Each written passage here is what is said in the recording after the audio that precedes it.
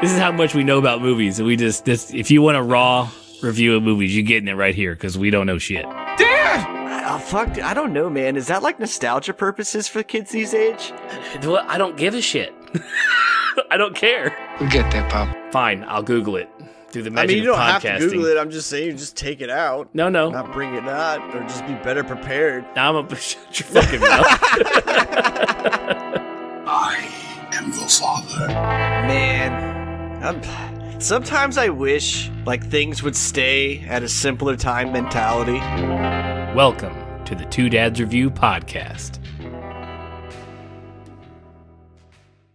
So, man, are you up on your Greek mythology for this episode of Star Trek? I don't know. Sure. Do you know what an obol for Charon is? Charon? How do you say it? Do you even know? I don't know. Charon? Charon? Does Wikipedia tell me what his name is if I look it up? Anyways, that's the title of the episode. And it's referring to the practice of leaving a coin in the mouth of the dead so they can pay the ferryman to get them across the river Styx from the land of the living to the land of the dead. Okay. And it's it's exactly perfect title for the show for this episode. Yeah, because everything dies in this episode. Everything tries to die, or disappears, or all kinds of shit. I mean, so this was another classic. I mean, this is another classic Star Trek episode. Like it's one where it's a bottle episode for one, which I enjoy because it makes use of your already existing sets, and it's contained like on the ship. So you have all these sets that you always have built, and they're like, you know what? We're not going to waste any money on building anything new this week. We're going to go all on stuff that we already have. And so we get engineering and sickbay and hallways and the bridge and nothing new except for Saru's quarters, which I have a rental property. And he would be a horrible tenant. Are you kidding me? He would be like the best tenant. No, because you have to water all that shit. Dude, that's his like homeworld plants. You don't even know if he needs water. Like, he just pruned him. He kept him everything. And he's the type of dude that was like the Japanese at the World Cup that actually cleaned up after themselves when they left the fucking stadium. Like, that house would be in better condition when he left than when he got it. Like, that's the type of dude he is. Like, he could grow whatever herbal recipes of anything he wanted in there for how nice he is, and knowing the fact that he would have it in better shape when he left. Like, he would fix all the little stuff himself. I feel like Ensign Jones, who is one deck below him, would argue with you immeasurably. Just like, why is it always drippy it's always drippy in my room. It's just wet. It's like condensation or something is coming from the ceiling. I think you're like really giving this starship that can like travel at spore speeds like really shoddy construction credit. Hey, that's lowest bidder stuff, man. We know exactly how that thing got built. It's the best. It's the lowest. What's the new term these days? Lowest yet acceptable, or something like that sounds like a really bad category to be invented for contracts. Yeah, I know what you're saying. Like the lowest cost at the most acceptable fail rate, basically, kind of thing. Right. Like, yeah, but this is also like the creme de la creme of ships. This is like when the homeowner builds his house in the neighborhood he built, and like everybody always kind of goes and checks it out, and they're like, dude, did you know that motherfucker has a marbled pool in his, like, fourth basement or some weird shit like that? And it's the only house like that. Like, that's what that ship is. True. Like, that was like, this is what I can build, but here's what everybody else gets. Well, I hope that's the case just for the poor guy below him on the deck below Saru, because that room was surprising. It was just a lot of greenery in very standardly, like, metal with a bed. Like the rooms, like Tilly and Burnham's room, it just looks like it's just like it almost looks like a prison. Those rooms look almost like prison. Like they're not like they don't include a nice sitting area that like Riker used to lay around in his man robe in, like when he was off duty. Like there's nothing like there's no sitting room. It's just like here's a bed, here's a chair. Like that's all you're getting. Get back to work.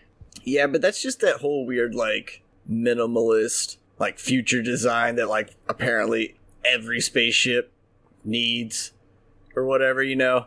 And I mean, honestly, Michael seems like she would have a room like that anyways. Like nothing in it. Like she didn't have any 17 posters on her wall or anything like that. You know, there was metal, maybe, like a super highly polished trophy, something like that, you know. And like Tilly, like I feel like she should at least have a David Bowie poster. Well, I feel like she would have a fun room, but knowing that she like wants to be captain someday, that she just kind of keeps it normal and lets her personality just kind of be who it is, you know. And then maybe like in her shower room or whatever, there's like a little bit of her, but for the most part, it just kind of stays like, hey, we all know I'm fun, but like, yes, I am normal, you know, kind of thing. Like, I want to be a captain.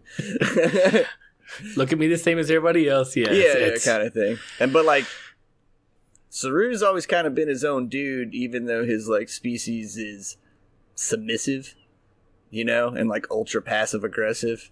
Well, I feel like no one's been in his quarters. No, like he's like the friend, you know, that sometimes you finally realize, like after 20 years, like he's a hoarder and you've never been to his house, and that's the reason why is because like you can't get in the front door type thing. Yeah, well, he's also made it very clear this episode too. Like, you know, when he made that comment of like, I know what 94 languages and yet I've never spoke my native tongue, you know, thing. It's like, yeah.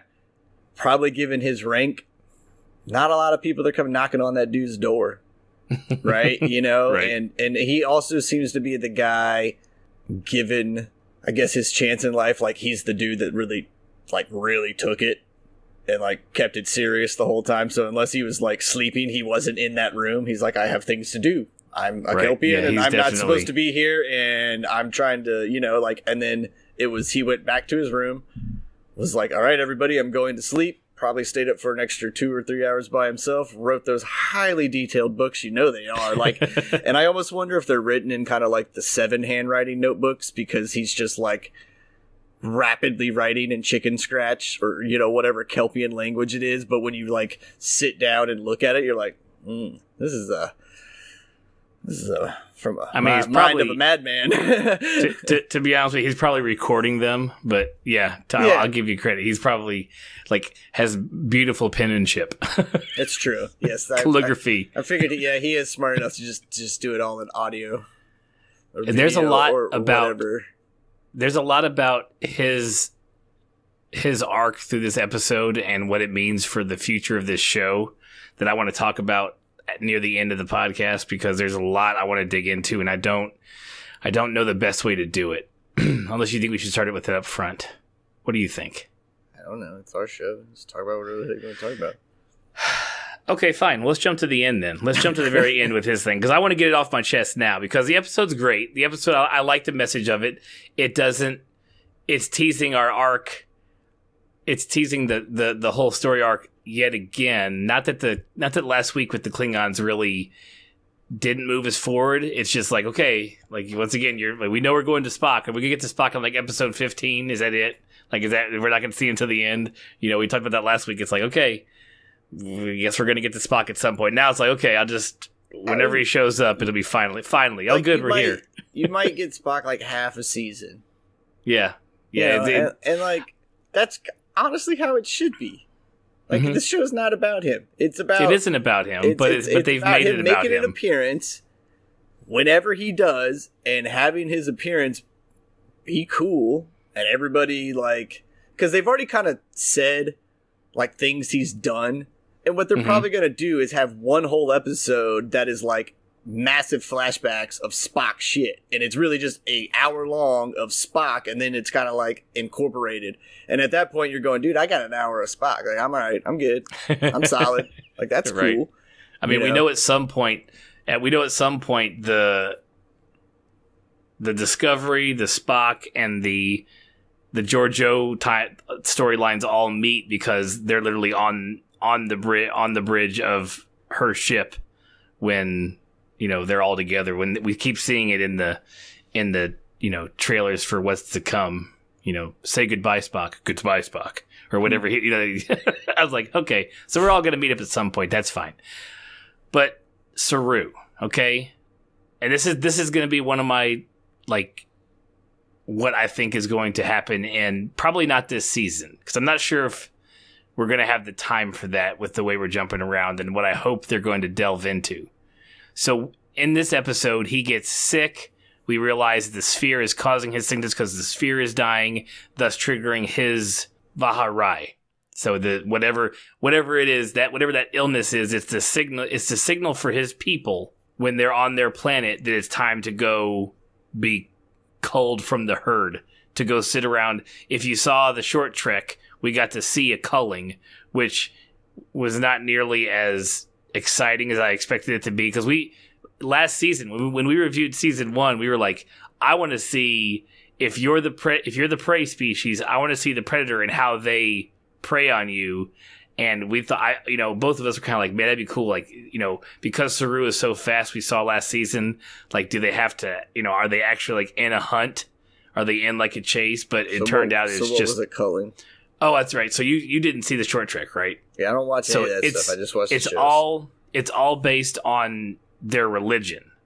So they're taught this. This is their way of life. This is their ground. This is all accepted by the whole species. They're just like, when this happens, they all go gather in a circle around this, for lack of better terms, like a monolith, and then they're all taken away in what looks like a transporter.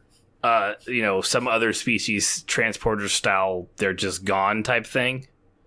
White robes and everything. And his father is the high priest of his town. His sister is very devout as well. I mean, there doesn't seem to be anybody who is an outlier except for him. The Baul ship drops some tech, because I guess it's a piece of shit, but it drops some tech that he makes. He takes it apart, puts it back together, makes it work, and sends out a beacon, asks, kind of like the stuff from episode 2, the New Eden stuff, where there's a beacon saying is there anybody out there type thing, and someone responds. That someone is Prime Timeline, not Mirror Universe, Giorgio. She picks him up. She says, you can never come back here, because it took me enough just to get you off this planet when you're a species that has not been contacted because of the Prime Directive. We can't contact you because your species hasn't established warp yet, or anything else to allow them to be contacted by Starfleet. You know what I mean? Yeah. So in this episode, he's dying, and he's wanting Burnham to sever his ganglia, which in turn would kill him. And as she hesitates, they just fall out.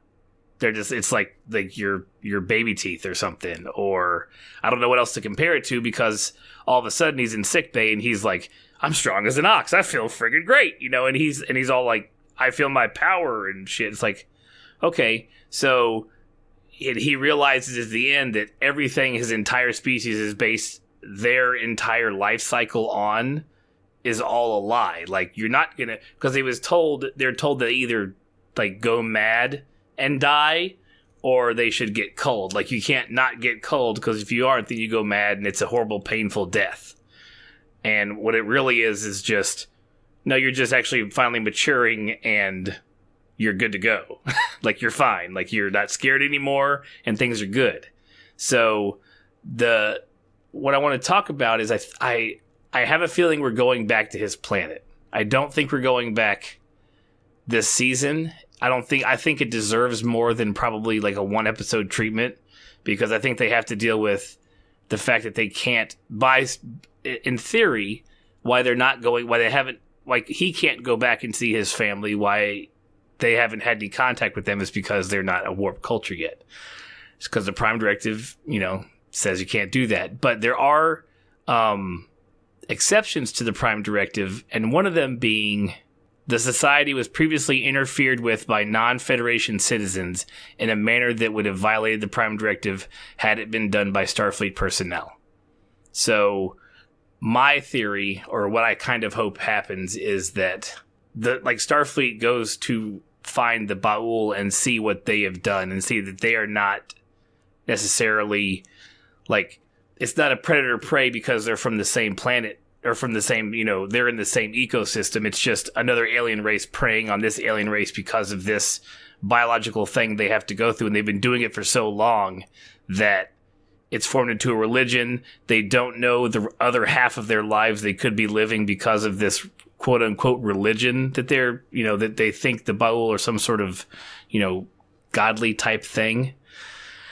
I don't know. Did you get, from that's a Trekkie point of view looking at the situation and how like muddy it could get. Well, I thought he kind of said like that he knew his species was like a game species. Right. That's what they've all been. Yeah. Yeah. So obviously, like, what you just said is the logical conclusion. Like, I think they'll go back to Saru's place at some point and they'll find, you're right, probably whatever little loophole they need to create. But what I think is going on with that is, yeah, somebody somewhere figured out they were good food. Mm-hmm. And like fear was their thing. Right. And so probably started like any cult or whatever made like a promise or something like that, or mm-hmm. there's like an original family kind of thing. Right. And that's the deal. They're like, hey, we can come in and invade you right now, or we can give you at least half your life. That makes sense. And then that just was like, and then of course over thousands of years it's formed into whatever it is, and the guys that initiated really don't have to do much anymore. It is now just built into them. But like, they just show up and and since no one's left, no one knows any difference. They only know it until they're on the cutting floor. Right? Like, and it's right. and honestly, it's probably one of those things where that predator species figured out that right when those ganglia drop, that's when their meat's the best. That, and they lose their fear. Like, they lose anything that would be like give them reason to go, what the fuck? But right.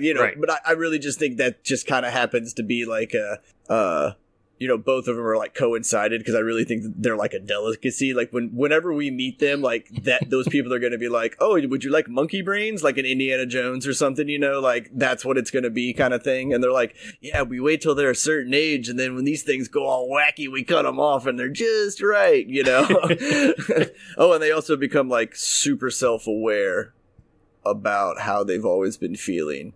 What was it? Yeah, they finished puberty, and they're not doubting themselves anymore. Right. Yeah, I thought it was a cool idea. It is very cool. Like right when I kind of pieced it together, like when they just fell out and he was okay, I immediately went like, oh, dude, someone's been raising these people for cattle. I want to know like the mythos behind that storyline. Yeah, and we've said that since season 1, just with the whole predator-prey angle. We're like, I want to see this predator that has to go after this guy. Yeah, but now I just want to see like the Machiavellian dude that was like, I don't even really need to do much. Like, I figured these guys out like clockwork. Like, let's just plant this seed and see where it goes, fellas. Just want him to sit there. You want to be one of those races that does like their big, fat, slobby, greasy things where you're like, no wonder. Like, it makes sense now.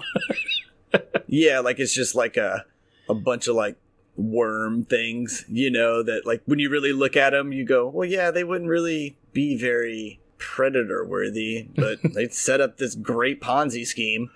Right. Yeah, that's the truth.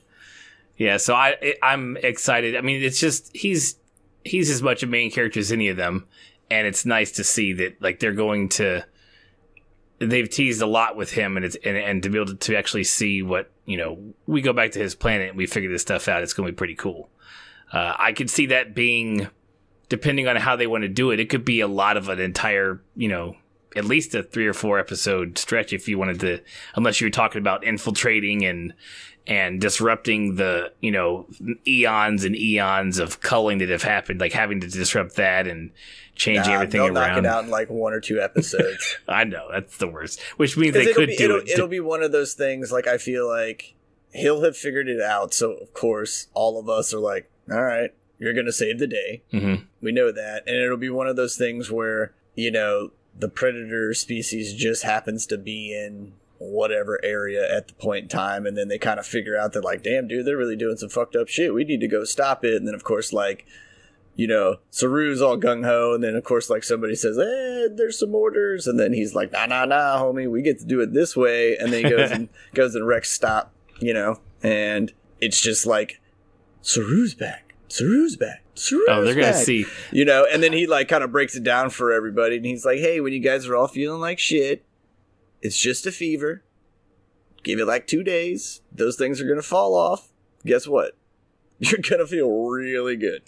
On the little more pessimistic side of it when it comes to this show, because this show can get a little, like, social justice warrior preachy, just a little, at times. And it could be, I mean, I can see this as like an entire attack on, like, religion. You know what I mean? Like, his argument is going to be the argument that a lot of folks who are just like, just, you have the hardcore religious folks on one side, and then the hardcore, like, are you serious? Like, you think dinosaurs were buried and they didn't really, the world's only 3,000 years old or whatever it is. You know what I'm saying?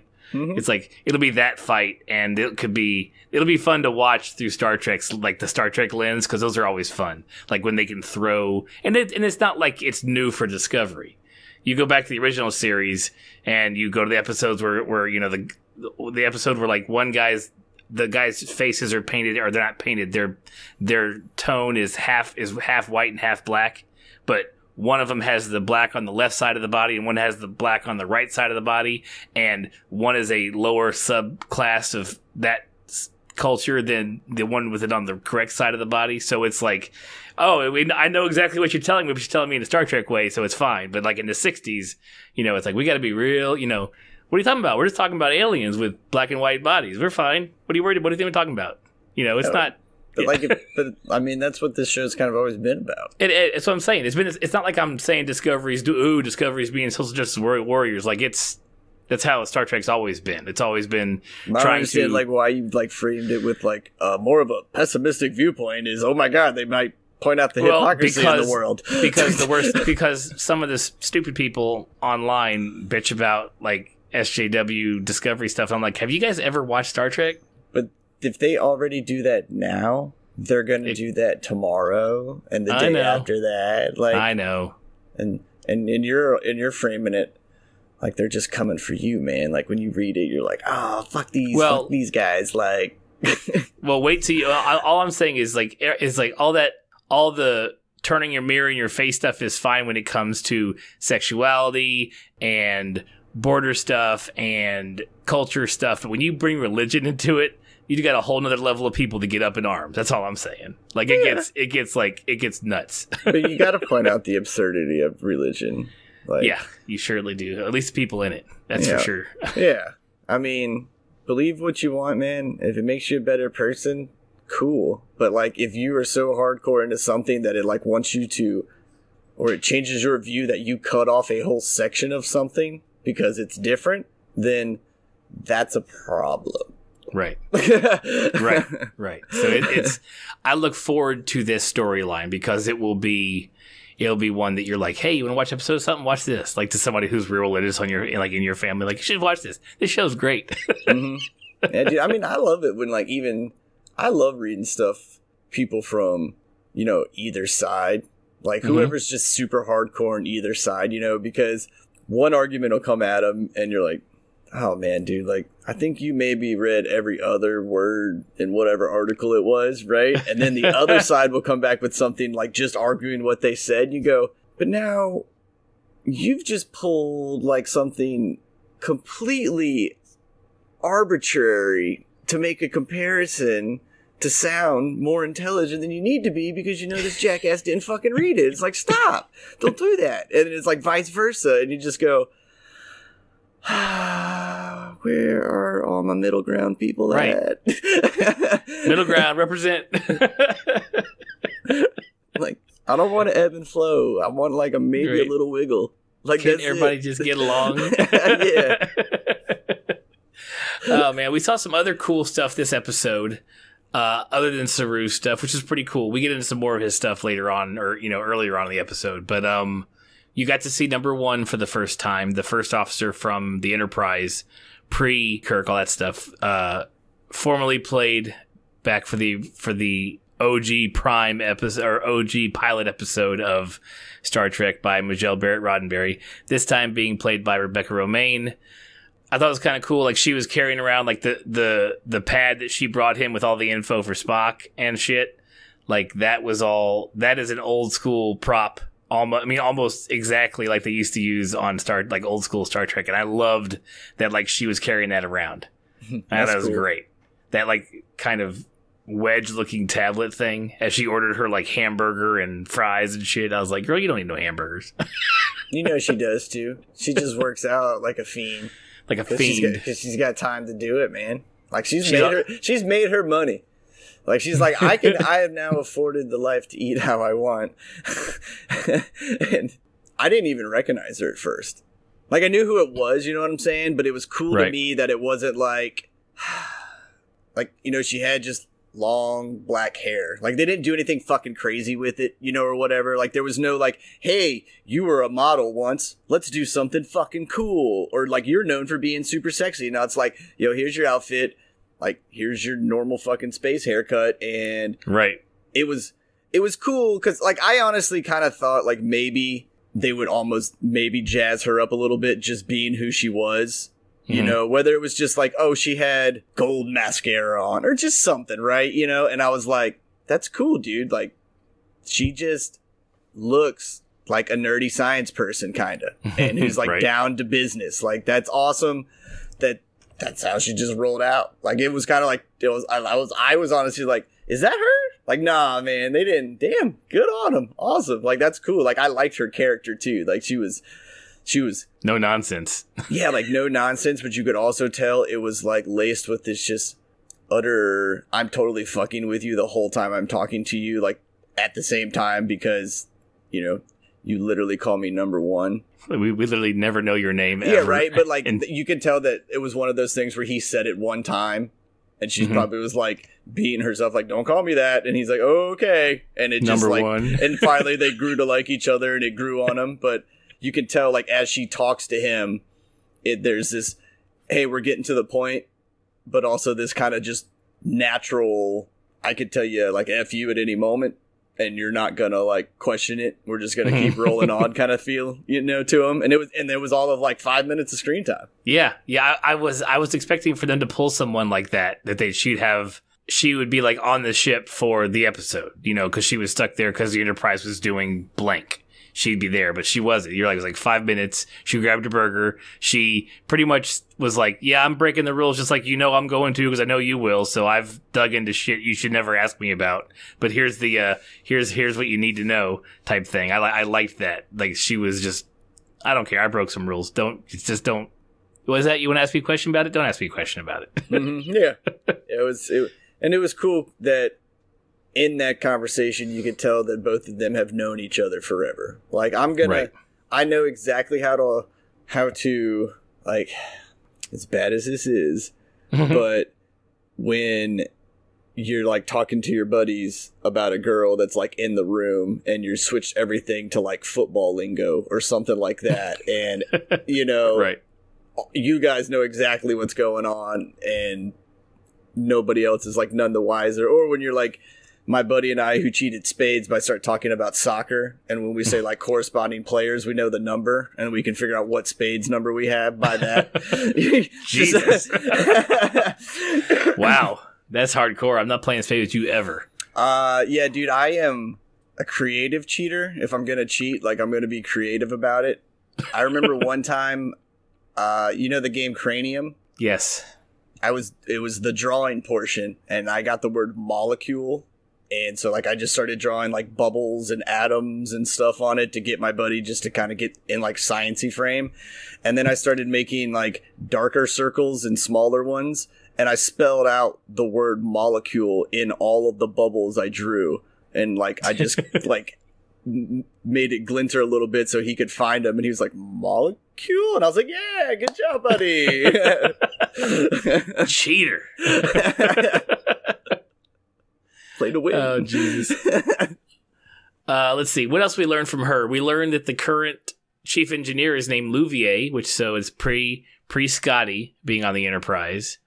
Louvier is the name of the chief engineer, and So we also find out what's wrong with the Enterprise, or at least a major portion of what's like caused its catastrophic systems failure, and that's the holocomms that everyone else in the world is using just fine. Apparently, they've run rampant on the Enterprise and have screwed it all up. So Pike orders all of them ripped out, and they're going back to view screens. Which all that really does is just canonize why you don't ever see holograms in the old series. Like, they always use view screens. But they said stay that way for a long time. They're like, whatever. And someone else made a point that I was reading that, like, Discovery's a science vessel. It's there's bound to be experimental tech on there and things like that. So, it seems like everyone else is using holotech, according to the guy last week, except for Pike and his grandmother. Whatever that captain was last week he was talking to at Starbase 5. So it's like, okay, I guess everyone's using holotech, but the Enterprise isn't.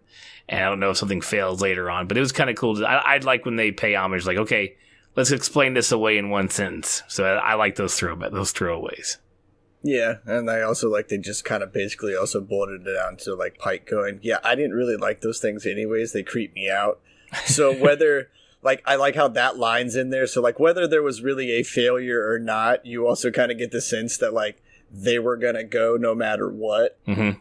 Like, he doesn't trust those things at all. It's almost like when computers first came out and elderly people were like, nope, that thing's Satan. Like, get it away, you know? Right.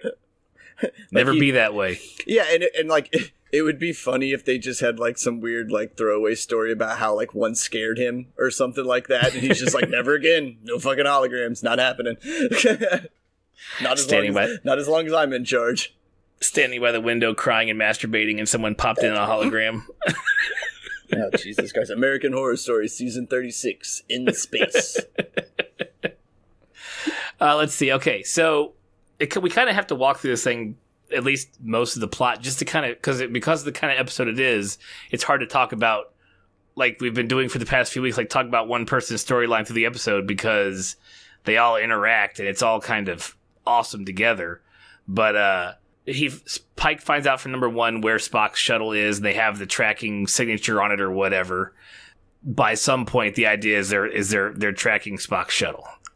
Or they'll get the information from her shortly, because I think he gets it, like, as he goes in the ready room. Yeah, that's right, because he was talking to her. That's what he gets it from her right here. And then in engineering, they've got the blob. The last time we saw the blob last week, it was literally in a containment field, like floating around in engineering. So they've got it stuck in the spore box, which, I mean, I guess, yeah, in a pinch, that's where it should probably go, because you don't have anywhere else to stick it. But that place isn't, like, designed to, like, contain something. You know, there's not fail safes, i.e., like when the power goes out, it doesn't just open the door. You know what I mean? Is that what it was? The door? I thought the door looked broken. Like, no, it just, when the power went out, the door was able to be opened, or it did open, because it's like a safety feature, because it's not a prison. It's yeah. I just thought it was broke. I didn't pay that much attention to it. I don't think it was broke. I could be wrong, but no, they would have said something. I think we would have. I don't know. But yeah, it was definitely just at least open.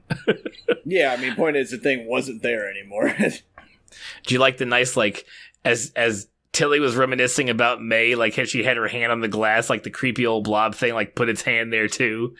It's like, stop. It's like, that's just freaky. Yeah, but that's, like, cool at the same time. Right? Oh, yeah.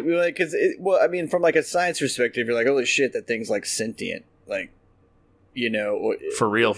yeah, like for I remember watching this one, like, Twilight Zone episode when they kind of did, like, one of the remakes, you know, in the 90s or 2000s or whatever it was.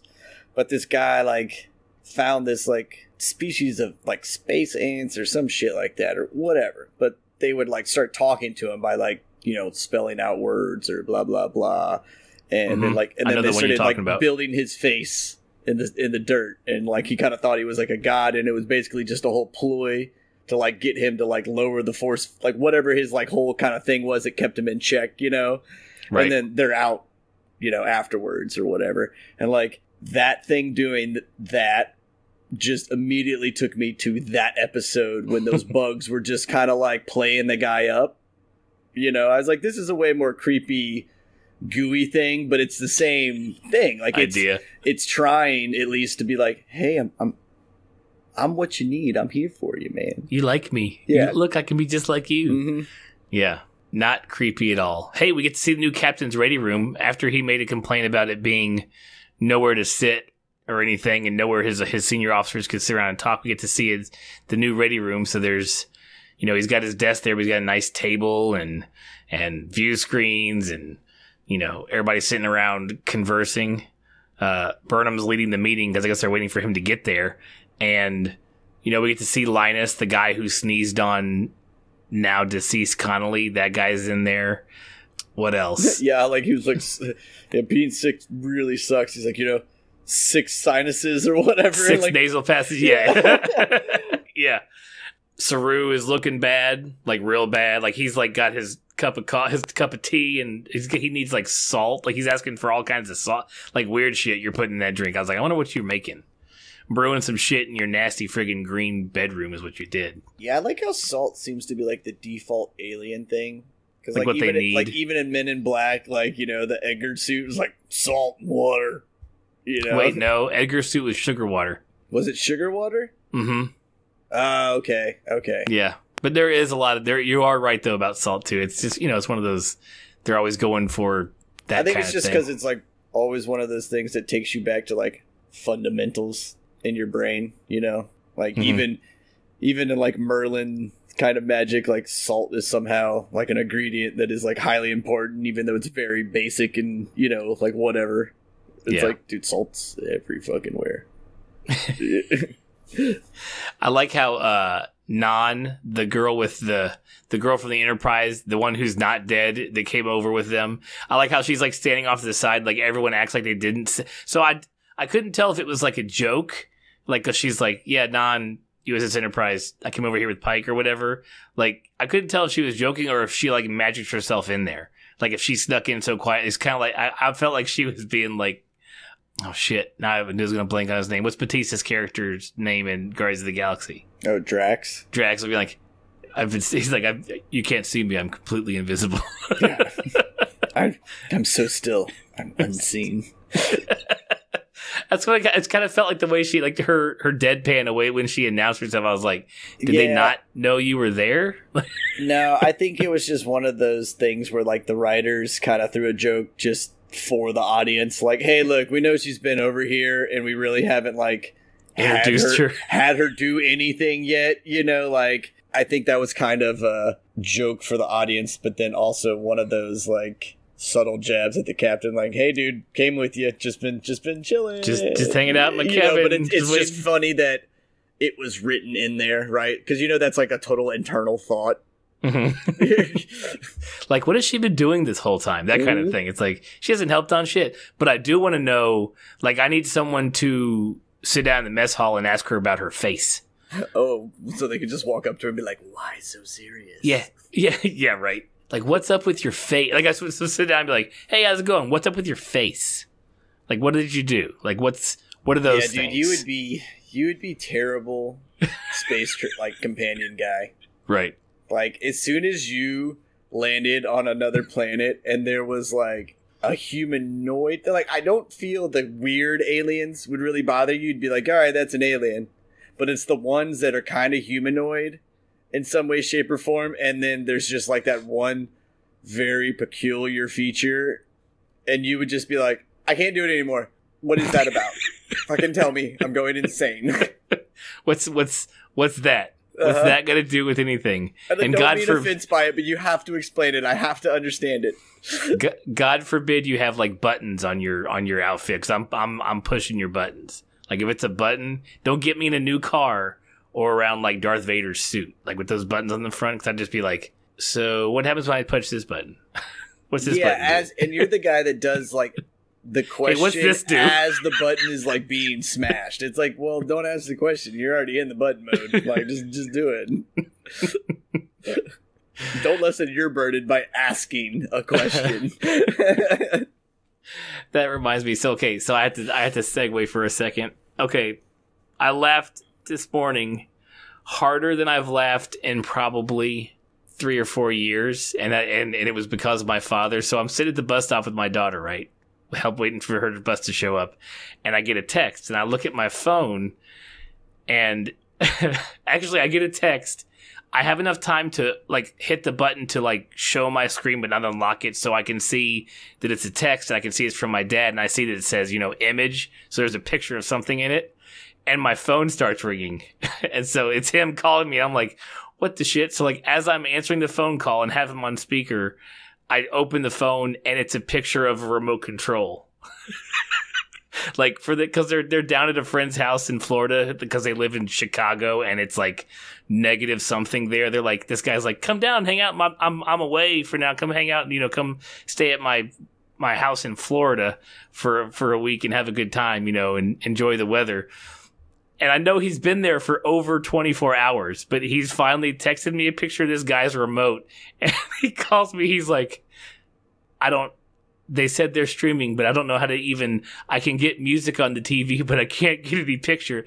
And I'm okay now, but like this morning, like I put my daughter on the bus with like tears. Like I couldn't talk to my dad. Like I had to hang the phone up. I just got so tickled. You were like, when we were in the car driving that one time, we almost died because we couldn't see because we were laughing so hard. When we were listening to the like some stand-up comedy channel. Yeah, the comedy Raw Dog. Yep. It was Raw Dog on Sirius, and you and I started giggling at one, and then everything after that was funny, and it's a miracle we did make it home that day because I was cry laughing so hard. There is not a thing I saw clearly, and you were the one driving, and you were laughing to the point where you were having trouble breathing as you were driving, so I know damn well you couldn't see either. Oh man, but this morning I completely lost it because I know he's been there for like over he's arrived, spent an entire day,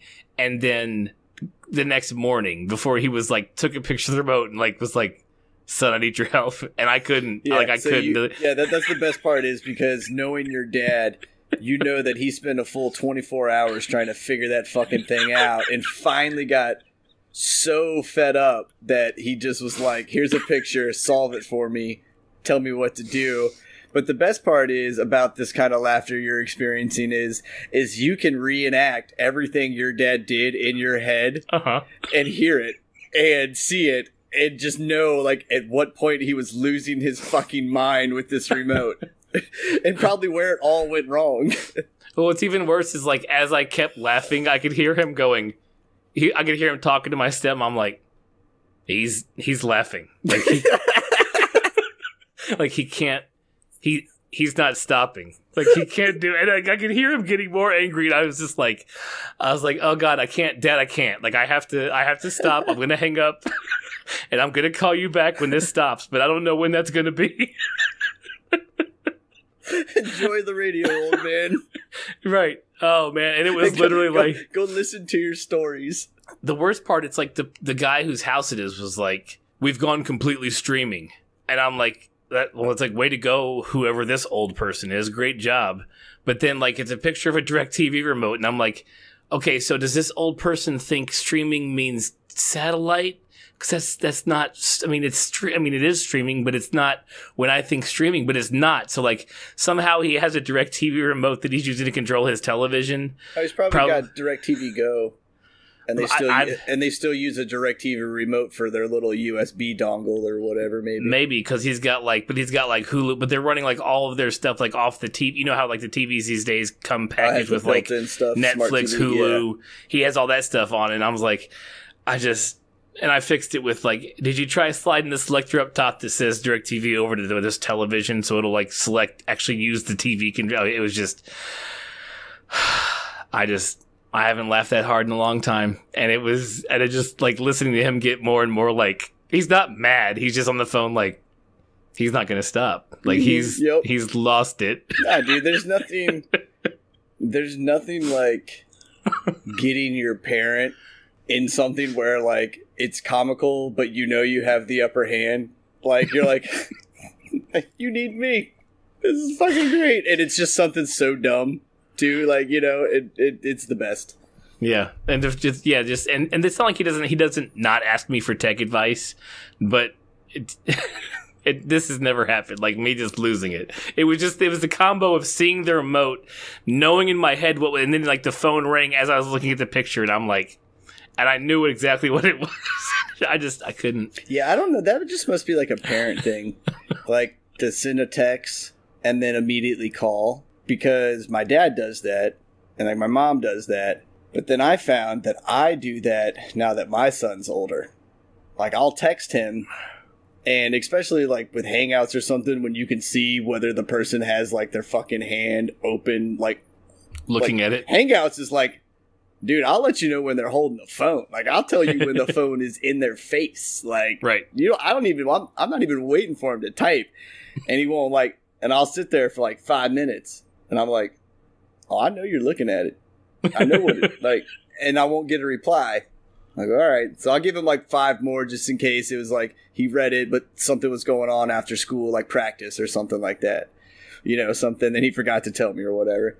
Mm-hmm. And then I won't hear it. Then I'll call him, and he'll like immediately snap it up. And he's like, "Yeah, Dad, what's up? Like, do you have a message?" He's like, "Oh yeah." And I'm like, "You gonna read them and forget about it, or what are we doing? What are we doing with this?" And he's like, "Oh, I don't think I looked at it." I was like, "Okay, well, go ahead and tell me the answers to the questions I've asked while I got you on the phone." Oh man. Okay, segue over. That was just, I had to tell that story because I have to get it on recording, so it's saved forever. Because that could never happen again. Like, it's just not, that doesn't happen all the time. I'm a lighthearted guy, you know. I like laughing, but that doesn't happen like that very often. The best part was I was outside, so everybody who was outside their house walking their dog probably thought I was a fucking crazy person. The bus driver may have thought I was crying. I'm like, no, just laughing real hard. It's one of those mornings, lady. Like, take my daughter, have a nice day. Trust me, I'm thoroughly enjoying myself. Well, like, my biggest thing was, as a kid, was like, my dad never cried, but I also hardly ever saw him laugh. Mm-hmm. Like, very even keel. Yeah, just straight down the middle. Like, he's a lot like my son. Like, my son and him are eerily similar in their respective, like, demeanors. Creeps me out sometimes. So I'm like, man, I got 2 of you. But, like, there would be times, obviously, it was always, like, really, like, father-son moments when he would, like, cry. And I'm like, don't you fucking cry, because I'm going to cry then, you know, those kind of things. Right. But then I remember, like, we'd be watching some movie, right? And I would show him 100 comedies that were, like, kind of my thing or whatever. And he'd kind of like, haha, da, da, da. Like, I could never get him to, like, laugh. And I'm like, what the hell?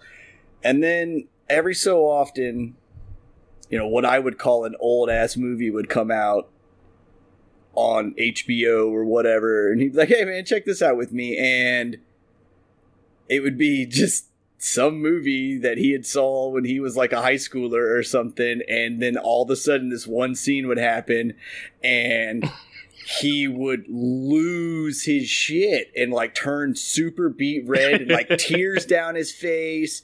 And I'm, like, over there in just utter astonishment that, like, my father has this range of emotion.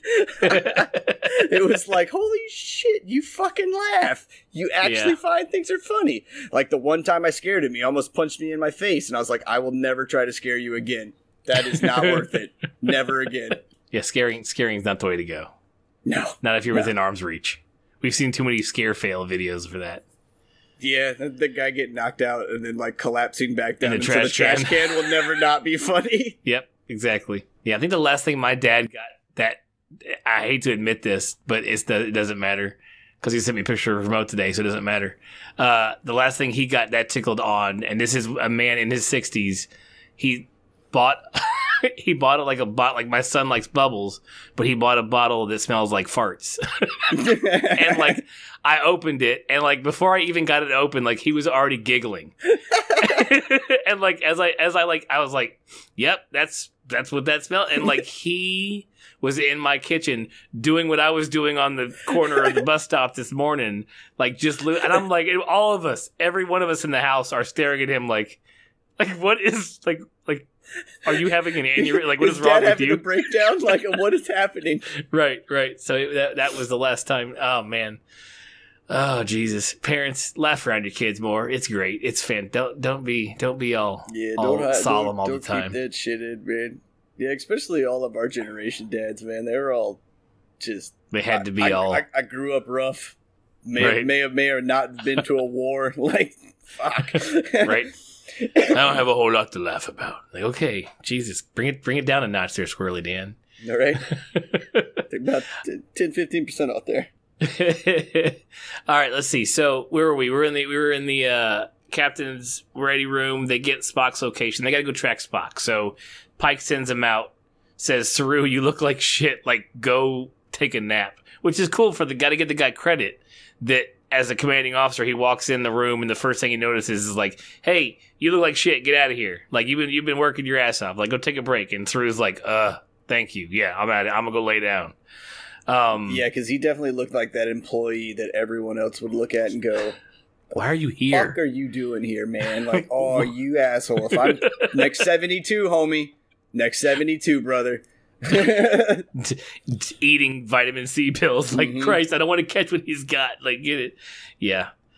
So as he sends him out, he tells Detmer like where to go to, and we find out that's the coordinates to like go track the way Spock is to go intercept Spock's location on whatever shuttle he stole from Starbase 5. So as they're like, and then him and Burnham stay back. Burnham wants to be like, once we get around Spock, like I want to remove myself from the situation and not make things worse, and I'm gonna chicken out about seeing my brother because of how my foster mom weirdly stormed out last episode. I'm just gonna go ahead and remove myself from the situation. And Pike's like, "No, you're fucking not, probably. So just hold your horses there." And before they get a chance to even do anything, the ship like lurches, and then our whole big what's going on this episode happens. The sphere grabs the ship. The whole part where all the universal translators, because one thing that we talked a little bit about last season, but is never really that. I felt that this show has addressed the universal translator the best out of all of the Star Trek seasons, because all the Star Trek shows, because in the past it's just like everybody speaks English, where in what the world they're trying to tell you is that everybody speaks their own language, and the computer lets those who hear what they need to type thing. And last season when she was talking on the translator, you could hear the Klingon voice through the translator, and she was talking English, and then the translator would do it for her. That was like the best interpretation of it in the first place, like for how you would actually, how the writers wanted to, or how the universe is supposed to be when you watch the show. You can never really do that, but in little snippets it looks really cool, and they've done it this way. So this whole thing breaks down and everybody's speaking everything, and the computer is just putting out it's putting it out in whatever language it wants to.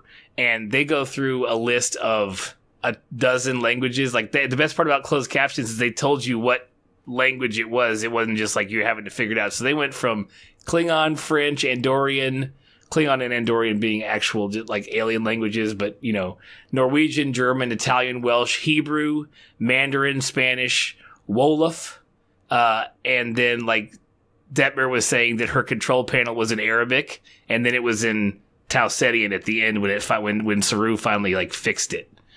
But it was a really cool scene. It was the kind of scene that, like, if you watched it without closed captions, you were like reading the bottom, but as you were reading what they were saying, you weren't able to really take in like how cool the scene was with everybody like breaking into different languages. Like, it was really wild. I thought it was kind of one of my favorite scenes this episode, really. Yeah, it was kind of cool. It was a very neat way of showing like organized chaos.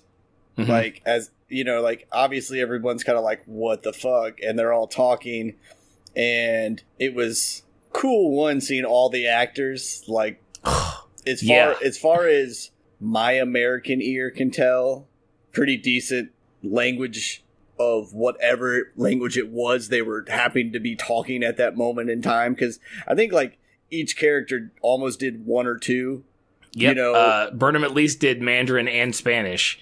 Detmer and Owo did at least one, if not two apiece as well. Yeah, like, and I know, and there was a couple people when it was like French or whatever, but they were pulling out like paragraphs of French, like it wasn't just like je m'appelle Corey, like, it was like, hey, my name's Mark. Yeah, I like when Saru, of course, Saru had gone to his quarters from the ready room, but then like the ship lurched, so he's immediately heading to the bridge, and all the translators are busted over the whole ship, so he runs up to the main bridge, and as he gets on, Pike in Hebrew tells him, "Welcome to the Tower of Babel," which is hilarious. You familiar with the biblical story of the Tower of Babel? I'm not overly Don't worry, I can't quote it completely either. Story of it. But I know it was like a temple of knowledge, wasn't it? Yeah, and when it's I don't okay. Anybody who's real religious, just bear with me. Us. Sorry, it's no offense. Not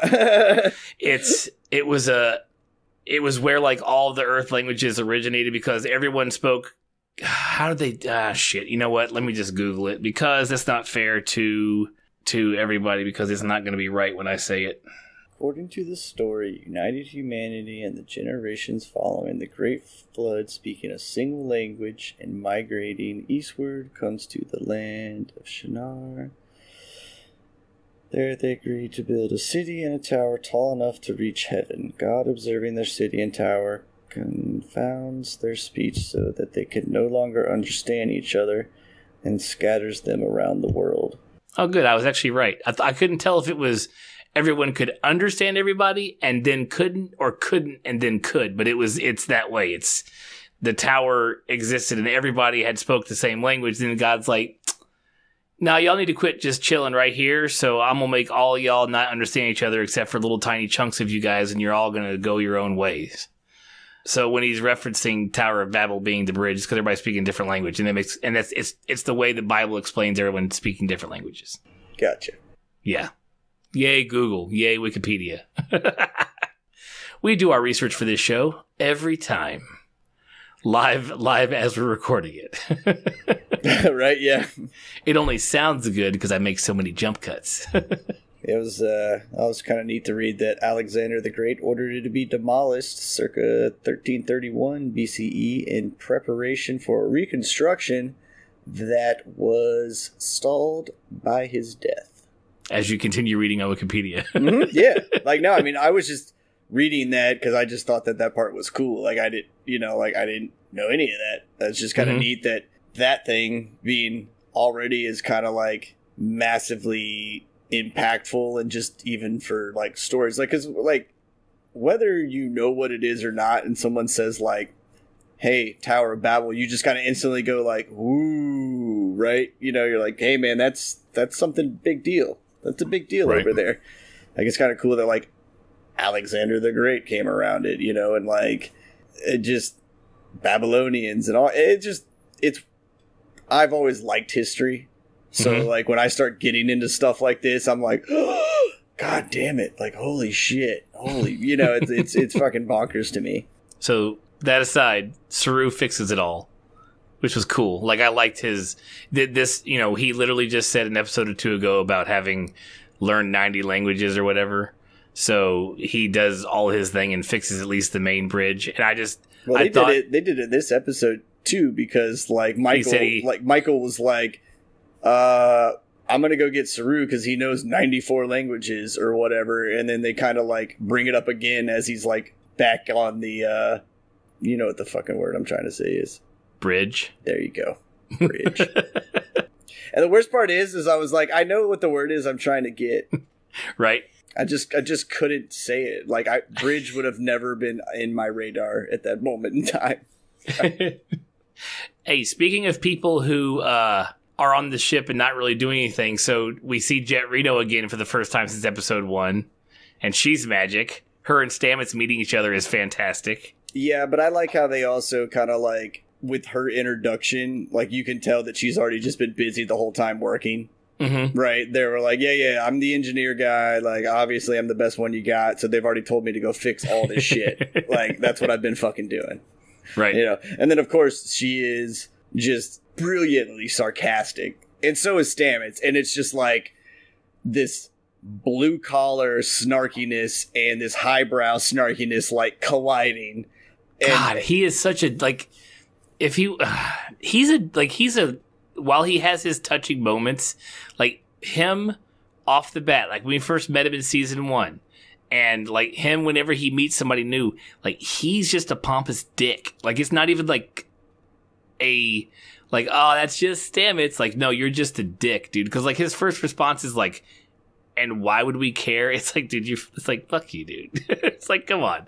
And like the lady's wearing rank. Like you could see that she's a commander. Like, get out. Like, number 1, you don't do that. Number 2, why? Like, you're just a dick all the time. Just is. Yeah.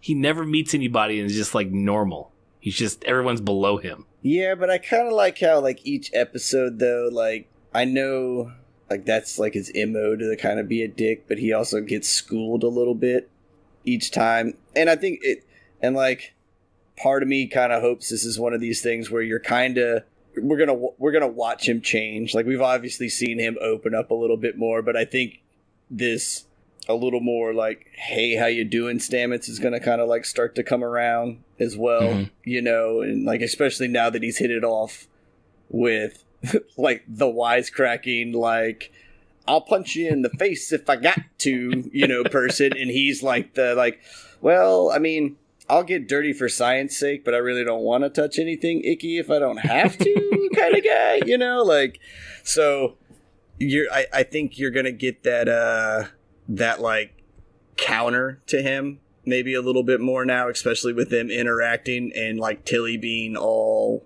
MIA. Yeah. You know? Yeah, it's good. It could be him and Jet Reno going through the mycelial or whatever wonderland they're going to have to go down the rabbit's hole for next episode. Yeah, so you get like these two conflicting like smart people, thoughts and smarts who have also like already realized that when it comes down to like the nitty-gritty of things, like they seem to agree, you know, like especially when it comes to like drilling a fucking hole into his head. Yeah, those two to repeat our mantra from last episode, those two get shit done. Yeah.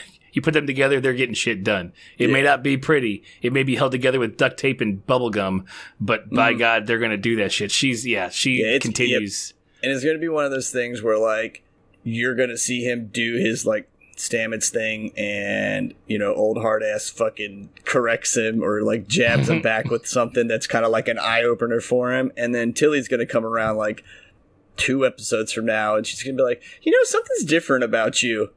Or whatever, right? And like, and it's gonna kind of be like, oh yeah, he's a little nicer now, or whatever, you know?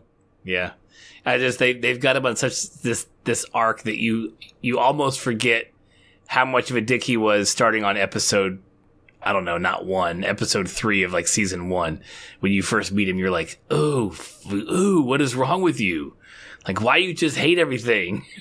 Yeah, I mean, but there's just people like that. Like, in a show like this, I don't think you can write a, like, you know, where everybody's like Michael, who's kind of serious but a hero, or Tilly, who's bubbly and a hero, or Pike, who's cool and a hero, or Saru, who's like hidden potential and a hero. Like, right? Like, Stamets is a hero, but he's a dick about it. Like, he's good at what he fucking does, and it's not even that he's just a dick. It's like he's just so much no nonsense. Like, he just doesn't fucking care about any of it, and it's almost that not what you say, but how you say it kind of thing with him, really. That's like all it, like he could have every line he has in this episode or seasons and just change his tone. Like if he just came out and acted like the character slightly different, you'd be like, oh, he's not a bad guy at all. It's all tone with him, right? Yeah, right. And like, I kind of like it that it's the science guy, because if anybody is going to be like that on that kind of ship, it's probably the dude that's doing like the way far-fetched science, you know? Right. and it's almost because he's so smart, you know? Like, I mean, we've all met people that are just super intelligent, and it almost just crushes their social skills. Yeah, very true. You're completely right on that one. And I think now with him like suffering his what was like the only person that he seemed to be even like remotely chilled down with and like nice to gone, and like that hurt, and you know, but he's got Tilly. Like, right. I'm not, you know, like she's the only one. Yeah, and she's not the replacement, but she's his friend. She's what he needs. Like, he needs that super counter bubbly smarts to be like, hey man, it's not all doom and gloom over there on your super smart highway as well. You know, and then now that you're going to get like hard ass lady that's going to like challenge him. Yeah, you're going to get to see like a big growing Stamets, I feel like now. But yeah, like that dude was just a dick to be a dick sometimes. And it's kind of like, I mean, I get it that you're supposed to be smart and pompous, but your writers need to tone it down a little bit because like we're starting not to like you. Right. Yeah, you gotta chill out a little bit, man. Yeah, and the best thing about him and Tilly's friendship is that she's going to be his friend whether he wants to or not. She has already decided, nope, you're my puppy dog, and I'm going to play with you, and you are going to be there, and you don't get to say no or anything. I'm going to come back to you no matter how many times you kick me. Yeah. Yep. And when I need you, you're going to be there. That's just all there is to it. Yep. All right, let's see. Let's jump through the rest of this real quick because we kind of talked about all of Saru's stuff. Tilly, of course, one of the power surges in the ship, blow the doors open, and they send a surge of. It seals off engineering first, and they then between Stamets and Reno, they science a way to like dissipate the electricity that's running through like the walls of engineering that they're standing in, and that doesn't work, and they all get blown back. And Tilly has like awesome bed hair when she wakes up, like when they all wake up. Dude, I made a comment to myself when I saw her hair. I was like, I'm not gonna lie, that really does it for me, and I kind of wish her hair was just teased out like that for like one full episode. I would be personally very happy about that. Yeah, I agree. It was cute. Yeah. I like redheads and curly hair, and if you just tease that out to make it look, and like, I really like afros, like I really do, and it's like it's one of those things where until you've dated someone with an afro or something like that just has their hair like naturally teased out, there's like no way of describing it. It's like a once in a fucking lifetime experience, man. Like I don't know. I dated a girl, man, and she had the softest afro in the fucking world. Like, it was, like, she would lay on me, and I was like, this is the cool, like, I'm balding. Like, I know I'm going to lose my hair, and I'm fucking utterly jealous, but I loved it. It was fucking great. Like, afros, to me, are the coolest fucking thing ever. Yeah, you are barking up the wrong tree with that one. Yeah, right, yeah. Couple of freaking cue balls sitting here. Yeah, cue balls sitting here, and all of your children got the straightest damn hair I've ever seen in my life. Yep. My youngest is still curly, but it's starting to straighten out. Yeah, none of my kids are blessed with thick hair. Can't help it. It doesn't work. So, oh well. Let me see. So that's the point where the May glob attaches itself to Tilly, and they lock her down in the exam chair. Actually, they lock her back in the room for a while, and it keeps doping her, like trying to like make her high and relax. And I did like the conversation between Stamets and Reno, because when they were discussing what it was doing to her, because Stamets has like, well, maybe it's just trying to calm her down, and Reno's like, yeah, to lower her defenses. And it was always like the optimist pessimist side. Yeah, and what it was cool because you also had Tilly in there going like, yeah, she was weird and clingy and very annoying and blah blah blah blah, but like Tilly was also starting to believe like she never hurt like she was like talking, but like, what did she say? Like, she never tried to hurt me, or I never felt like she would hurt me, or something like that. But then also at that point, like, Tilly was looking really high. And so as the viewer, you were going, yeah, that's true. Like, that's Tilly being Tilly, like thinking things out. But then as you're looking at her, you're like, maybe that thing's talking, or like just kind of convincing her that that's what she needs to be saying, And then, of course, you're hearing the actual argument of what you're thinking like happen right there. But like, yeah, if there wouldn't have been the lure into sedation for easy killing kind of vibe like thrown out, like based off what I'd seen with the thing before, I'd be like, it looks like it's just trying to talk to her. But then later, oh man, right after we get her out and they hook up the little neurotransplant thing because they're drilling into her head. Their funny little hourglass of tubes didn't amplify shit up enough. And that thing comes out, and then of course it like does the like double layered voice thing, which is always creepy. Always creepy. Doesn't matter what octave, tone, person is saying it. It's not right. Mm-hmm. It's just not. Yep. The sound design crew did not try to make it less creepy. That's for damn sure. Yeah. And it comes like just basically like right out the gate is, nah, you guys were pretty much right. Like I was trying to trick her because I got plans for her. Like she's mine, you know. And like, of course, when the first words like uttered out of Tilly's mouth, like, you wanted to talk to me, like sounding the way it sounds, it's like, nope, that thing's not nice. Yeah, there was some things as the conversation got further in with May, where it was like, you know, no, I won't release her. I have other plans for her. Like that's some eerie shit right there. Like it's not just like, I just wanted to reach out to your side of the world, or she was accusing Stamets of, and I watched the After Trek. They don't call it After Trek, they call it the Ready Room. Last year it was called After Trek, but the Ready Room is on Facebook. They actually started uploading it to Facebook like right after they do it or they started uploading it to YouTube right after they do the live stream on Facebook. But they were interviewing the guy that plays Stamets, and he insinuated that what May accused him of doing, like when he jumps with Discovery, he's tearing up their ecosystem inside the Mycelium network. He alluded to the fact that she may not be completely truthful with her statements, or that what she's saying is happening is really caused by him and Discovery's traveling through there. So that will be, and the way and when we heard it, it was like, but you sound evil saying it, so I don't really believe you.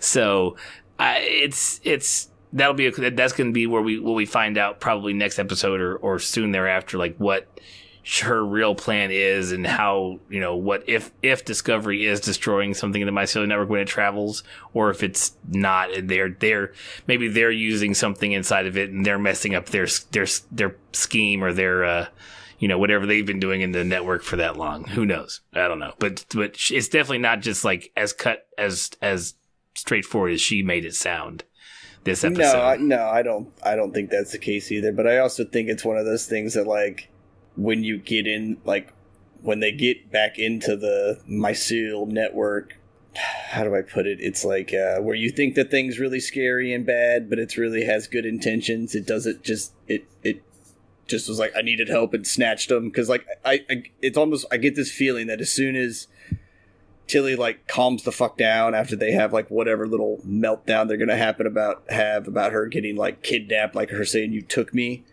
but the thing's gonna then explain whatever it is, and Tilly's gonna be like, okay, you're right, I agree with you, but you kidnapped me still, and then that's when you're gonna get the whole like, I'm not really a bad guy, sorry, I didn't mean to do it this way. Like, I think that's how it's gonna kind of go. Yeah. You think so? I do, and I think you're kind of more on the like other end, like she gets her in there, and Tilly's like, you kidnapped me, and then the thing's going to be more of the, yes, I have you in my trap vibe. Yeah, that, or like, I had to lure you in here because that's what we do. And we're just as dangerous. Like, I want to see that May's alien, whatever her species, the Josep is what she says her race is, or her species or whatever. I want to find out that they're like strip mining the Mycelium network themselves, and Discovery doing that is like highlighting where they're secretly doing it, and it's like, whoa, you're messing up our friggin' thing we got going here, and we're the ones that messed it up. You don't get to do that, we do. That's what I'm leaning more towards. I can see both ways, because you're right. One could be like, it's just a misunderstanding. Like, I kidnapped you, but it's all because of this. Greater good, right? Two wrongs make a right. We're fine. yeah, and I think it'll be where like Stamets is a step behind Tilly. Tilly understands what's going on, but Stamets and crew are gonna kind of be like, we gotta fucking get her back, kill anything in the way, or whatever. Like, oh, no bets or whatever. No holds barred. Yeah, right. Yeah, that's the words I was looking for. And I know what you mean. We finish each other's sandwiches. And then you'll have Tilly like, no, don't do it or whatever. And the thing will probably go on about its business because it'll give Stamets some knowledge too of like what it was doing. Mm-hmm. And then he's like, oh, okay, well, I can do this the green way. And then there will be like Star Trek's way of saying like, use electric vehicles, stop even using more fossil green fools. I mean, because him and Reno already had the argument over dilithium mining and spore drive stuff. He's like, mine's completely sustainable and renewable energy, and you guys have destroyed planets, like all kinds of planets. Yeah, I also like her counter to him was like, yeah, nothing you say will offend me.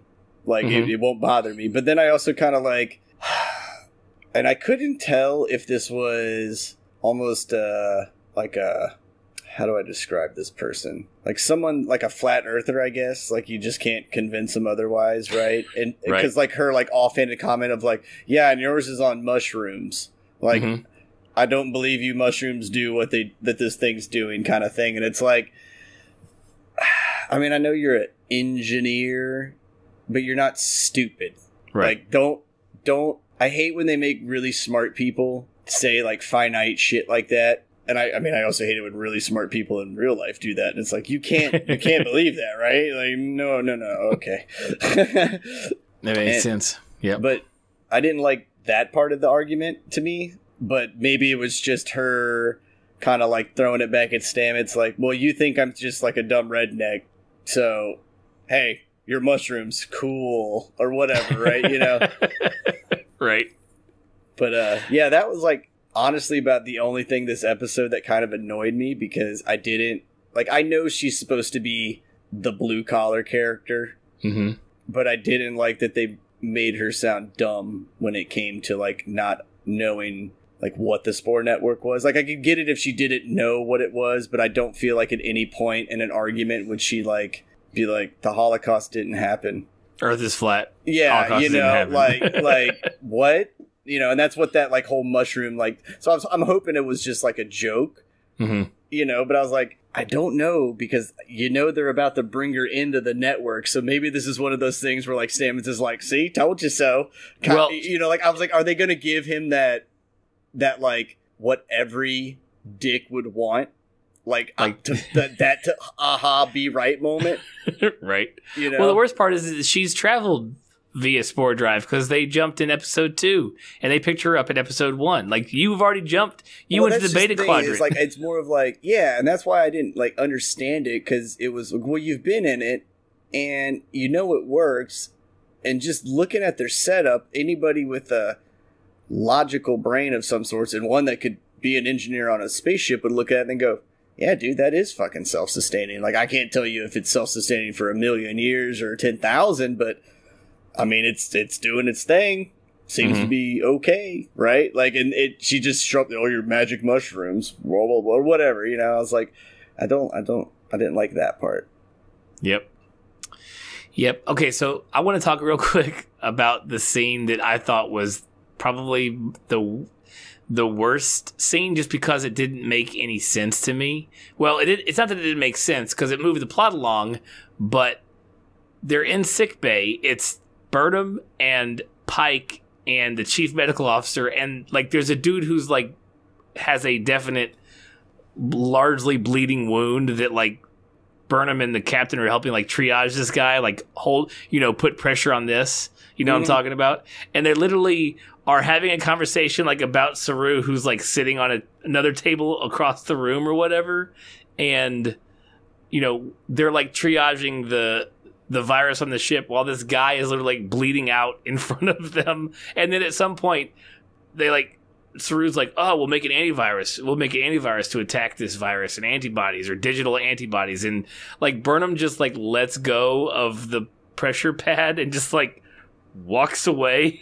And the captain like follows her, and the doctor literally is like, are you kidding me? Like we're holding this guy's intestines in, and y'all just gonna walk away? Like, y'all, okay, cool. You guys know I don't have fucking staff. We've seen this sick bay. Well, I even like the part where the captain goes to like shake Saru's hand and does the like, oh shit, I have blood on my hands, like gesture. And Burnham just walked out of the room. She don't give a shit. She's gone. She's out. Yeah. Yeah, that was the... I was like, why? I was like, this just... I mean, I think even the doctor says this guy's blood pressure is this over this for anybody who cares. Like, because they were all talking about something else. And, like, she's like, we're literally over a guy who's bleeding to death right now. Are y'all going to help me? Is that... I mean, was he a red shirt? No, I don't know. They don't have the colors like they do on the original series. Yeah, but it's kind of funny if like that guy was quote unquote a red shirt. And the fact that they just made it so nonchalant about his like life and knowing that all the fans are like, yeah, we know red shirts die. Like, all right, yeah, that's like then that little scene almost becomes just like a perfect fan joke. Right. You know, like, damn, that's fucked up, but I like how you guys respect that those guys are meaningless. Right. That guy's bleeding all over himself. I mean, he literally has a red shirt, whether he wants to or not. See, now, like, and if that's the idea behind it, then to me, that is television genius. True. Very true. Now, if it's just like a scene that they like wrote or had something else to, and they're like, nah, scrap it, we'll just use this little piece, and then somebody was like, you know, when the director makes the final cut, like, hey, man, we can still see the truck on the top of the mountain in the shot. Fuck it. I don't care. No one will notice it, right? They're like, if that was the case, it's like, you guys should have switched. Should have done that a little different. It'd be different if the doc was, like, going around and rushing around, like, doing the Next Generation thing where it was just, like, hypo sprays, psh, psh, psh, everybody's fine type thing. But, like, this dude, like whoever was the extra, the actor, like he was like convulsing. He was shaking and like making like pain noises a lot, like to the point where it's like, hey, shut the fuck up. We gotta friggin' say our lines here, man. Because he was like convulsing. It's like, man, just because you grown doesn't mean you get that SAG card, baby. You gotta have actual word lines. Yeah, man, and I just feel like they've made space hospitals so advanced, like you said, with like sprays and you know, like even in the Orville, like when she broke her bone, it's like, give it 3 hours and you'll be fine, you know, whatever. So it's like, yes, for them to pull up on this guy, like given what we've all kind of seen with space hospitals in general, like the doctor may have gave like a side glance of like, you know, this is going to make whatever little magic tool I'm about to use like just a little harder. But in reality, like they just would have to look back at her and be like, sorry, he's going to be a little crooked there, but we all know he's going to be fine. Like, or you're growing his organs in the jar. Like, he's good. Yep. So the big thing of the episode boils down to the fact that the sphere is trying to die, and it wants to download all of its knowledge for the past 100,000 years that it's been alive. And, you know, it wants to leave it, you know, it's an entity that's dying. It wants to leave itself, like, I want to be remembered. And the best way to do that is transfer all the knowledge that I've stored for 100,000 years, and it's been, you know, using UV rays and all kinds of shit. So they work out a system. Saru helps them work out a system to download it. They max out the library of the Discovery. Like she said, it was working at like 20% above like standard levels or whatever. They got all the information, but the whole point was if they stayed and waited for this. I mean, they were being held there anyway, so it was like we can either blow ourselves out of here and follow Spock, or if we hang around here, like, and we take this information that's going to be priceless information, we're going to lose Spock's signal. We're not going to be able to track him anymore. And at the end, they make the call to say, hey, we'll find Spock somehow. We'll somehow find him. We're going to stay and get this information. And the whole argument there of the, you know, this entity's dying. It deserves the ability to be, you know, remembered or whatever. And it's and it also kind of ties in with like Saru's thing and him wanting to like have his records, you know, passed on as well. So it's kind of, hey, in case you're not getting the point with the planet, here it is with someone that you should probably have a little feeling for, right? You know. Yep, yeah. And how all of it helps figure it all out. They get the information from the sphere.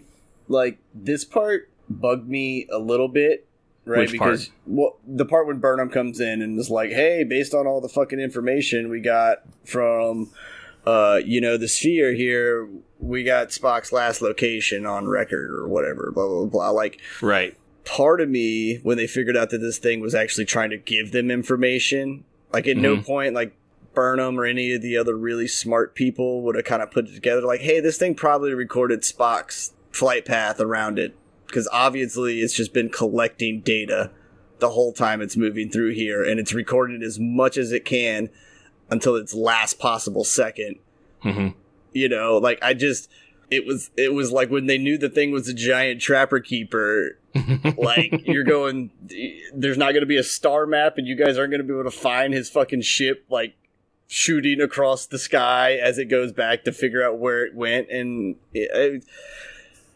I hated that it came in just to be a convenient, like, hey, we can still find Spock. Like, it just was such a little bullshit write-off. You know, it would have been better if, like, someone came up with that thought of it, and also being, yes, we're staying with the plan to do this, and if we do this, we still can probably keep track of Spock. Right. Like, to me, that would have been a more noble thing. Like, yes, they're giving up on Spock, but then just for her to come back in, like, after saving the day with, like, hey, look at the little goodie I found. We can keep going on with our fucking plot. You know, the whole overarching arc of the entire season is still intact. We're fine. Don't worry. Yeah. It just I'm with you. It was a little bit like on the nose. It's like, oh, that's how you're gonna get it. Like, that's the last thing it saw before it died was Spock's location. Like, that one sphere gives a shit where one ship is, you know, so many light years away that the Discovery can hardly track it. Like, okay, sure. So that means it's just pulling all data from everywhere all the time. Okay. There wasn't enough that was explained about it. That's fine. Well, I mean, like, we know Spock came through there. Well, we traveled that way. And then that sphere hooked them. And, like, but to me, if that thing was been collecting data and once they figured out, like, the vast quantity of it, like, we make star maps. Like, no one would have been like, yeah, dude, this thing is going to have trajectories of all kinds of shit. Right. Like, we should be okay saving whatever information we need and still continue on what we're doing. Like, to me, that would have been the sciencey way to make this happen instead of just, like, you know, the divine intervention piece. Like, it's cool. You know, it's whatever. Like, you can't take it back. you know, but it kind of sucks when a show cheapens something like that. Oh yeah, I'll give it to you. Absolutely. You know, like, it's just like, all right. Like, I mean, you could have not even put that part in. And then, like, in the next episode, like, you could have just said, hey, while we were sifting through the data, because, like, the captain was already listening to, like, war logs about some fucking space war. Yeah, from hundreds of thousands of years, for 100,000 years ago. Yeah, like, he basically was like, hey, give me the history channel of this audio and, like, take me to fucking tank era. Like, that's what I want to chill out today, too. Like, right? You know what would be hilarious? And I say this now, and I would probably get a lot of shit for it, but only because I read it somewhere else that people are just like, you know, it would be great if they could find a way to tie the Star Wars and Star Trek universes together, because Star Wars is a long time ago in a galaxy far, far away, right? So you could literally have this thing that's 100,000 years old, like that war he was listening. If those two planets were like Star Wars planets, would be fucking funny, because they would literally be like, and that's not against canon theoretically when it comes to, like, things in space and it being a long time ago type thing. I was like, that would be kind of interesting. I didn't actually. I was going to stop it and write down what he was listening to and then go look it up, but I decided not to, because I was like, I've already Googled trepanation, which means drilling into your head. I'm not Googling anymore. But yeah, so that would have been an interesting, like, just to, like, even if it was just like a throwaway planet from, like, some really obscure Star Wars novel, you know what I'm saying? It probably isn't even, like, canon anymore with Disney. Just, like, throw those words in there just to fuck with it, just to play with it a little bit. Yeah, like, I'm the kind of guy who would be like, that would be so cool, because then we could, like, write joint stories or crossovers or whatever, right? You know, I'm just saying, like, now that they would be introduced, but then, oh my god, dude, you would get this whole fucking tsunami of both sides, like, bum rushing each other, of, like, one of, like, who's better? It's like, That already happens. Now that they're in the that's same what I'm universe. saying. Like, it already happens. Like, could you imagine if, like, somebody with, like, enough clout, like, fucking was like, yeah, fuck Disney. I got fired by them last week. I work for fucking CBS All Access right now, and I'm the top of the top Star Trek shit. Fuck them. And, like, put it in there or something, you know? Like, oh my God. Once that got pieced and hit the internet would never be the same. Like, that... No. Something like that would physically change the landscape of the internet. Right. And just in case you're wondering, it was a war between the Quaternary star systems and the Rokari Imperium. That's what it said in the thing he was listening to, which are nothing to do with Star Wars, but it would still have been funny. That's what you just, like I said, you just slide in like one planet from some novel that's not even canon anymore. That'd be hilarious. So I guess just kind of, and at the end of the conversation, after he was done listening to his stuff and Burnham came in and told him about Spock's shuttle, he had said, okay, I heard what you said and I'll keep you away from Spock. And through all of her stuff, through the whole episode with Saru, she's like, no, we'll be fine. Like, I'll figure this stuff out. I don't need to be kept away from Spock when we finally find him. So she's flipped her 180 from her request at the very beginning of the episode. So that's good for her, I guess. But back to the main part in engineering with Tilly, when speaking with May goes south and she rips herself out of she like superpowers Tilly and she rips herself out of those restraints, and then Reno like snatches a flare gun, or not a flare gun, blowtorch, like blowtorch, and goes to burn it, and it just like engulfs Tilly, and then they like wake up. There's just a giant spore casing like in the middle of the floor, and Stamets cuts her out. She's all like gooey, and her hair is definitely not prettily afroed out for you. And that's when that's when like Stamets and Reno realize they're either. That's cool.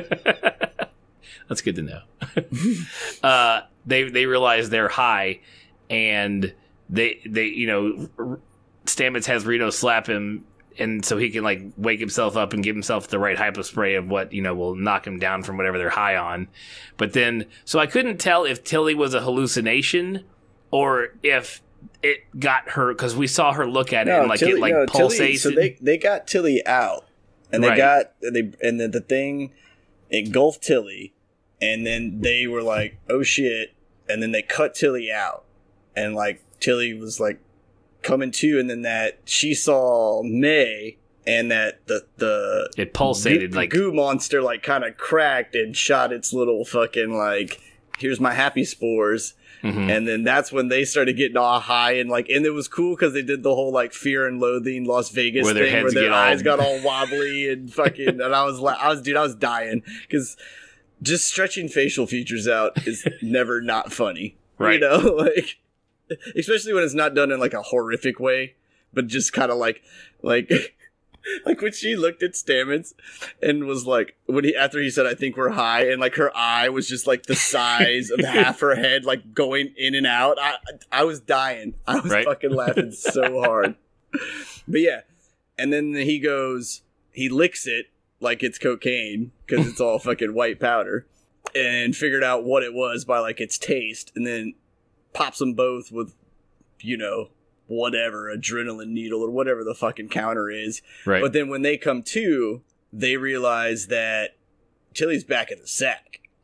Like the thing opened back up and like either like got her high enough again that was like, hey, come on. And she just openly was like still under its control and went in, or I don't know, Venus flytrap like opened up real quick. It was like, and then pulled her back in. Yep. And then she's gone. There's no cutting her out of this time. Then they did the weird cut the goo thing open and like let us see from the inside of them like hollering into it, like they're looking into the belly of the beast, know? And it's like, I kind of feel like you would just be cutting goo at that point, because like Tilly's like not there. You're just hollering into like nothing, Yeah, she's in the Mycelial network now, isn't she? They're going to have to go get her. Oh, that's going to be crazy. So I wonder how it took her there from that pod. Next week, I guess we'll find out. Because you're right. She's not there. So somehow within that pod and how that spore works, like it's got its own tie into the mycelial network, but she's not like. That'll be fun the way they science that one out. But see, like I think that thing is probably like something that lives within the mycelial network, and so like it can already move and do what it needs to do. Anywho, right? Like I just think that that's its superpower, right, or whatever. So like basically the whole engulfing Tilly thing was either probably something like I had to wrap you up in all my little goody cocaine spores so I could, turn you into particles and move you, or whatever. Some reason to move a human body through the thing, where it obviously just was like a spore that fucking landed on her and then started growing, so it is definitely obviously a very resilient little thing. Yeah. I kind of want to I hope it's cool that they use a human to explain something that we have no explanation for, right? So let's just put a face on it to make all of our brains kind of wrap our mind around that it's just something super cosmic or whatever. But I kind of hope we get to see this thing like we got to see the giant microbe, goopy thing. Yeah, I hope that it's not just one of those things where it's like it's May and then they turn a mirror and she fades away or some shit. What, you mean the Star Trek thing where every alien species is always bipedal and has human faces? It's always like somebody with some human with some shit on his face. Yeah, well, that I don't mind, but this thing is to me along the lines of the tardigrade. You know what I'm saying? Right. And so I want to kind of see what its little microcosmic bacterial little body looks like. That's what I want to see. Because right? because I mean, they keep talking about the mycelial network and when I kind of picture it in my head, I just kind of picture of going to microscopic levels of things that we just are like, holy shit, that's really on my skin, or or whatever. To me, that's kind of how it is. So this thing that is May, to me in my head, looks like whatever some kind of super zoomed in microcosmic little thing would be. That's what it is. And I want to see if they can show me a tardigrade fucking chilling, human sized. Yeah, it's usually a tiny microscopic. See, what this other thing or animal or whatever it is that's moving around the network. I mean, obviously it's smart enough to create traps and project what a person needs to see, because it said as soon as I found something she was sympathetic to, that's what I became. I snatched it. That's what I got. So I'm curious, is it just one of those things that we are spores and that's how we move through space, and they use the mycelial network to infect areas they go to or whatever? All we need to do is drop one and let it grow kind of thing. Man.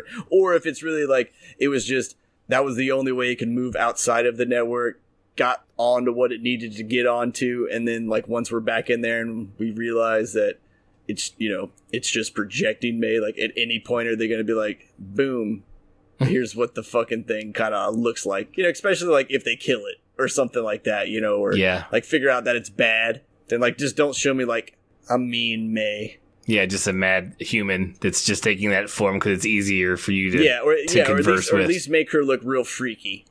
Yeah, no, I'm with you. Throw some spikes on her or some shit, she's fucking angry. Or when she gets mad, then she hulks out. Yeah, something like that. She shouldn't look natural. Just don't give me my sister being super pissed at me kind of person. You know what I'm saying? Because May, to me, plays a really good, mental fuck. Right. The way she plays her character. That would be really creepy.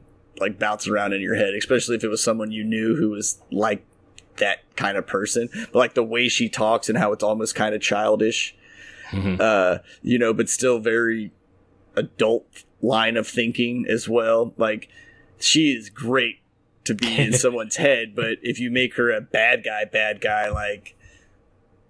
I would never be intimidated by that thing ever. Yeah. No, I'll be interested in seeing what this species what their whole deal is. It looks like we're gonna find out next episode because there's at least some like I get mushroom walking. Yeah, like I get like this, like they're like a for hire kind of species. You know what I'm saying? Like, maybe, yeah.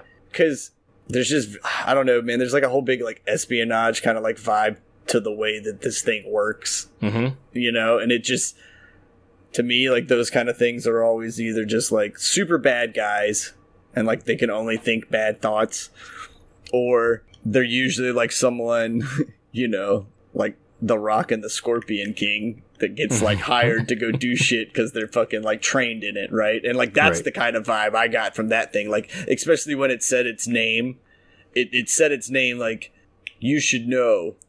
Why don't you know who we are? What we do, kind of thing, right? Yeah. You're gonna want to Google that when you go home, right? Yeah. That couple 100,000 light years of data y'all just downloaded or whatever. Go. Control F and search that. Oh man, I wonder if that's going to be like their new like go-to like Google, like that sphere, all the sphere data. They're like, hey, has to be a lot. Go back to the sphere data and look up this. Like when they come across all kinds of weird stuff, or come, you know, they'll be like, oh, that's going to be kind of neat and kind of like way convenient.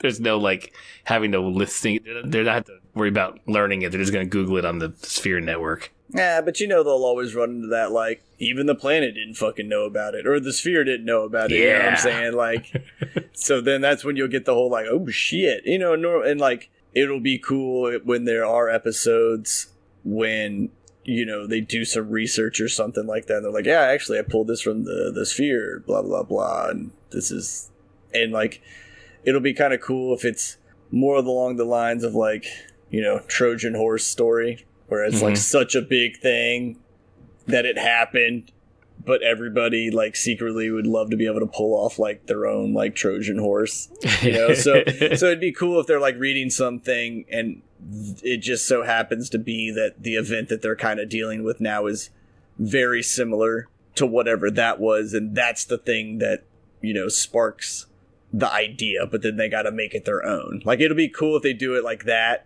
Right.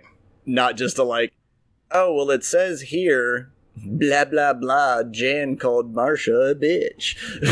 Right? Like, we know for a fact. It's like, oh, it's so much drama. It's like reality TV all the time on this sphere thing. Yeah. Oh, man.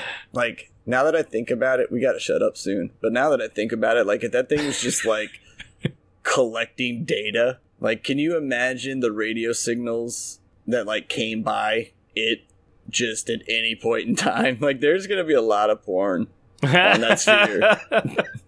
So we've analyzed the data in the sphere. We found that 56.4% of it is entirely porn. Yes. not just from Earth. Every culture. Half of this data is porn.